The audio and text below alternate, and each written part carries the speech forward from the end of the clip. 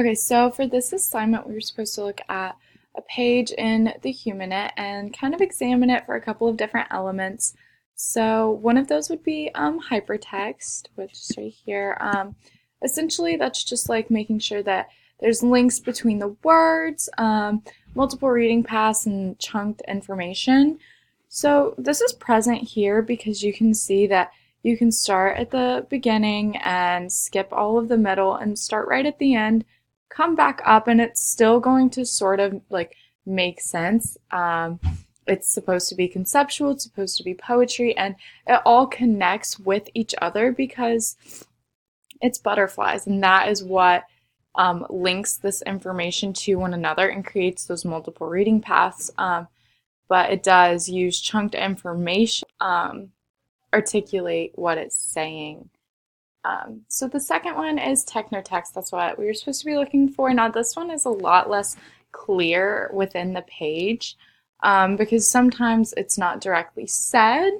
It's more about what it looks like for technotext. So you can tell that the inscription technology used here is a printing press. Now that's evident because you can see that this is a book. He left a human document at the top. He left the page number. This is clearly an outline of the words because he didn't cover them up all the way. They're still visible, especially right here in the butterfly, which was probably very intentional. So you can still tell that the printing press was used to create this this page of the book, and you can also tell that an artist came in and wanted it to look like something different. You can tell that an artist had to go in here and make very unique patterns with these like butterflies and wanted it to be known and wanted it to be evident that he was using, like those items to create a different image within one that already existed. So the nonlinear reading paths, it's similar in a few ways to hypertext, not the whole thing, but the multiple reading paths.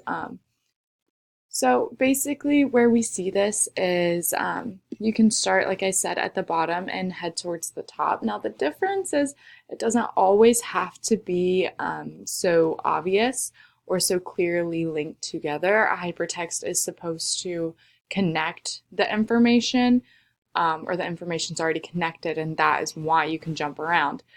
Nonlinear reading paths doesn't necessarily have to be clearly connected to one another. The information can just kind of flow like a poem, which I did state before because in this instance it is essentially all relating to the butterfly, and that is why it's so easy to jump around on this page. But for every page it isn't quite like that. And it will be different for probably a few other people doing this assignment. So yeah, it's just all about which one you're looking at and how the artist went in and incorporated different words and the way that they decided to do that page.